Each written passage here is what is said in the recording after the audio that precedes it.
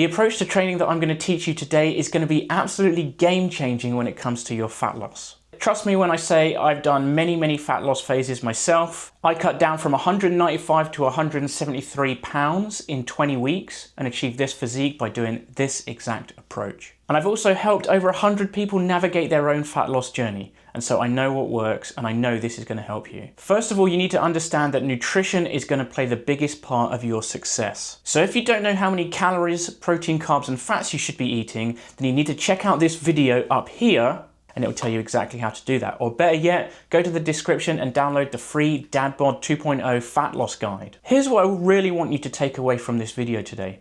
We are really trying to manage our fatigue and our stress so that we can stick to our diet in the most easy way possible, because sticking to your diet is the #1 thing that you need to do. And we want to make sure that our lifestyle is optimized in order for us to be able to stick to that. The better your stress and fatigue is managed, the easier you're going to find your fat loss journey. So let's get into the good stuff. Why should you lift? Well, unless you want to be skinny fat, you want to build or maintain muscle mass. Therefore, you need to be lifting and you need to be getting adequate protein in. So when it comes to your training, your first priority should be to save some time to get in some lifts. Okay, so how often should you lift? I think 3 to 4 sessions is going to be the ideal number of sessions. 2 if you're a very beginner, 5 if you're completely obsessed, but somewhere between 3 and 4 is going to be absolutely ideal. Ideally, you're going to hit each body part twice a week. So you're going to hit your chest twice a week, your legs twice a week, your back twice a week. If you're following a 3-day-a-week program, you could do upper body, lower body, and then a full body day. If you're doing 4 days a week, you do lower, upper, lower, upper, and that's pretty much covered all your bases. You're training each body part twice a week if you do that. Within those sessions, you want to pick 2 exercises per body part. So if you're doing legs, you'd ideally choose 2 for quads, 2 for glutes, 2 for hamstrings, 2 for calves, in very simplistic terms. If you're doing upper body, you're going to choose 2 for chest, 2 for back, 2 for arms, 2 for shoulders. Pretty simple. 6 to 10 reps of each is probably going to be best. A little less or a little more is absolutely fine, but I reckon 6 to 10 is good. And that you want these sets to be very close to failure. As long as you are confident in pushing to failure, then do so. But you don't have to do that on like a back squat where you're using a barbell. You can still be around 3 reps away from failure because you don't want to risk injuring yourself. But if you're on a leg extension, for example, you can go all the way to failure and you're not going to risk much. So train hard. And that's the most important thing for these sessions. Instead of trying to do 3 or 4 sets of things, I suggest dropping it down to 2 sets. Make those sets really count, train close to failure, get in the gym, get out the gym, and you're done.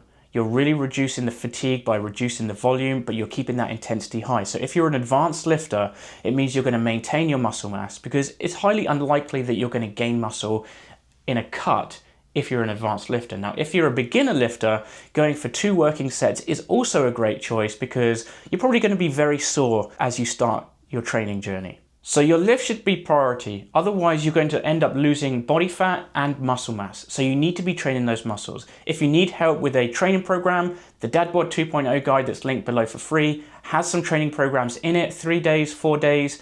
Go and use those and it's got everything that you need. Trust me. Trust me, mate. So what about steps and cardio?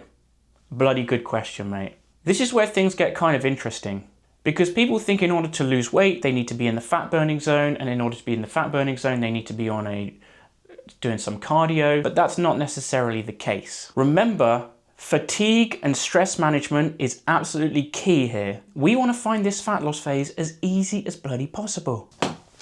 Enter the whiteboard. This is where things get fun. Okay, take a look at this graph. We have got intensity across the bottom, which also could be measured in calories per minute, and we've got fatigue going up here. In terms of intensity, as the intensity increases, you're going to burn more calories per time that you're doing that exercise. But here's the problem. The more intense the exercise, like sprints, you're just not going to be able to do it for very long. You tried sprinting for a minute, it's impossible. Which is why, check this out. The cardio that you do, the higher the intensity, the more exponentially fatiguing it gets. Now this is important because the more fatigued you are, the worse your sleep is going to be and the hungrier you're going to feel. So right down here we've got sitting down, that's doing nothing. And right up here we've got sprints. Now imagine trying to do like 5 sets of sprints. Okay, you've accumulated how much work? Probably about 2 minutes worth of work, if you're lucky. You're going to have to take a lot of rest. Yes, you're burning a lot of calories per interval in comparison to going very slowly, but the fatigue you're building up is insanely higher. So your number one goal in a fat loss phase should be focusing on this, a high step target. It's easy to do. You can do it without additional fatigue. It's not going to get in the way of you hitting your lifts for the week, and you can multitask. I was literally writing the bullet points of this video while I was on my walking pad, cranking out the bloody steppies, mate. You should aim to do 8 to 10K per day minimum. You're going to see insanely quicker results if you can crank out 12 to 16K steps per day. The more that you can move, the more calories that you're going to burn, and it's not fatiguing. It's not really going to impact your hunger that much. Your legs might feel a little bit tired. You know, if you weigh 300 pounds, it might be difficult to go for a walk for that long. So you can still train hard, you can still sleep well, and you're burning a lot of calories throughout the day. Can you still do cardio?